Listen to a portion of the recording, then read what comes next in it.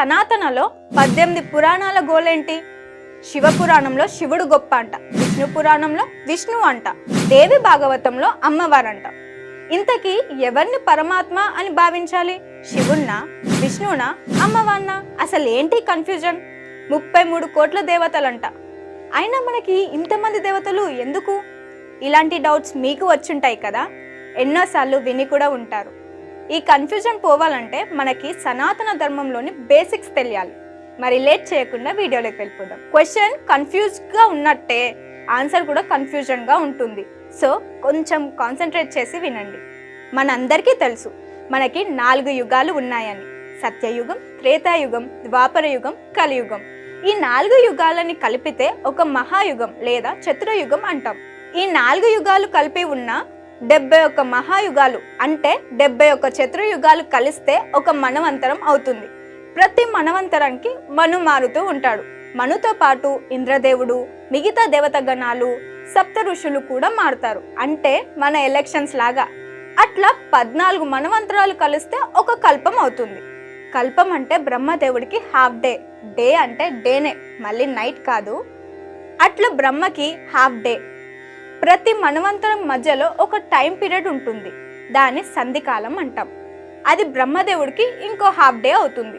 అట్లా కల్పాన్ని సంధికాలంని కలిపితే బ్రహ్మదేవుడికి ఒక రోజు పూర్తవుతుంది. దాన్ని అహోరాత్రం అంటాం. 360 అహోరాత్రాలు కలిస్తే బ్రహ్మకి ఒక సంవత్సరం అవుతుంది. అట్లా బ్రహ్మదేవుడు 100 సంవత్సరాలు బతుకుతాడు. బ్రహ్మకి 100 సంవత్సరాలు పూర్తి కాగానే కొత్త బ్రహ్మ వచ్చి సృష్టిని రచిస్తాడు. ఇది నెవర్ ఎండింగ్ ప్రాసెస్. ఇది సనాతన ధర్మంలో తెలుసుకోవాల్సిన బేసిక్ నాలెడ్జ్. దీనికి ఇన్ని పురాణాలు, దేవతలు ఉండడానికి సంబంధం ఏంటి అనుకోవచ్చు. అక్కడికే వెళ్దాం. ఇప్పుడు మనం ఒక మిషన్ని రెడీ చేస్తున్నాం అనుకోండి. అది సరిగ్గా పనిచేయడానికి కోడింగ్ అవసరం ఉంటుంది. ఏ పార్ట్ ఎలా పనిచేయాలి అని కోడ్ రాస్తేనే ఆ మిషన్ సరిగ్గా పనిచేస్తుంది. సేమ్ బ్రహ్మకి కూడా ఈ సృష్టి నడపడానికి కోడింగ్ అవసరం. అవే ఈ పురాణాలు. ఈ కోడింగ్ రాసేటప్పుడు బ్రహ్మకి కూడా ఏమీ అర్థం కాలేదు, ఎవరి పార్ట్ ఏంటి అని. అట్లాంటి టైంలో నిరాకారి అయిన పరమాత్మ బ్రహ్మకి ఈ సృష్టి గురించి అర్థం కావడానికి ఒక్కో రూపంలో వచ్చాడు. ఆ రూపం ఆధారంగా బ్రహ్మ పురాణాలు రాశాడు. ఇందాక చెప్పుకున్నట్లే 100 సంవత్సరాలు కాగానే బ్రహ్మ చనిపోతాడు. ఈ లెక్కన చూస్తే మనకి ఎన్నో బ్రహ్మలు పుట్టడం గిట్టడం జరిగింది. అలా ఒక బ్రహ్మకి నిరాకారి స్వరూపుడైన పరమాత్మ ఒకసారి అమ్మ రూపంలో బ్రహ్మ ముందుకి వచ్చింది.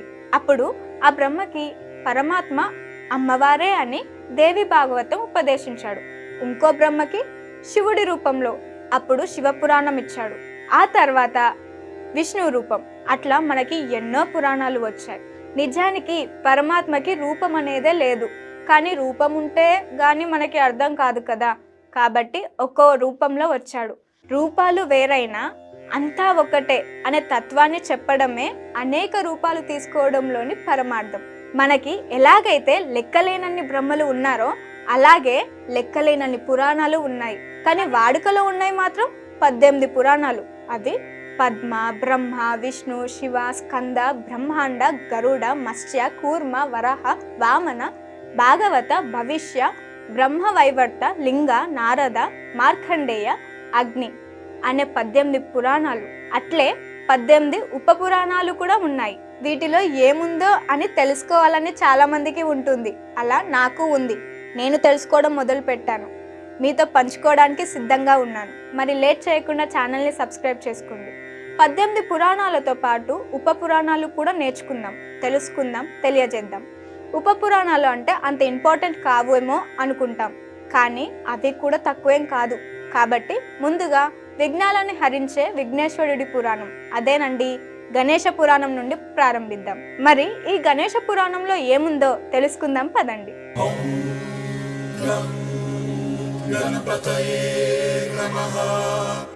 గణేష పురాణంలో ఉపాసనా ఖండం, లీలాఖండం అని 2 భాగాలు ఉన్నాయి. ఉపాసనా ఖండంలో 92 అధ్యాయాలు, 1042 శ్లోకాలు ఉన్నాయి.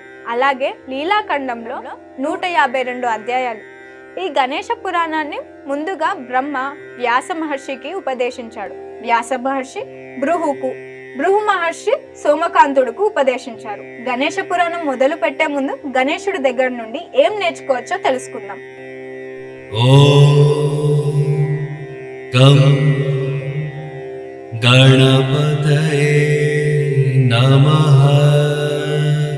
మనందరికీ తెలుసు, గణేశుడికి పెద్ద తల, పెద్ద చెవులు, చిన్న కనులు, చిన్న నోరు, పెద్ద బొజ్జ, మూషిక వాహనం ఉంటుంది అని. దానికి అర్థం పెద్ద తల బుద్ధికి చిహ్నం, ఏ పని చేసే ముందు అయినా జాగ్రత్తగా ఆలోచించాలి అని. పెద్ద చెవులు ఇతరులు చెప్పేది శ్రద్ధగా వినాలి అని.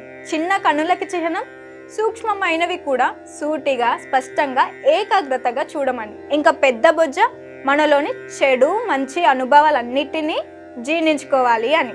ఇక మూషిక వాహనం మనలోని కోరికలకు చిహ్నం.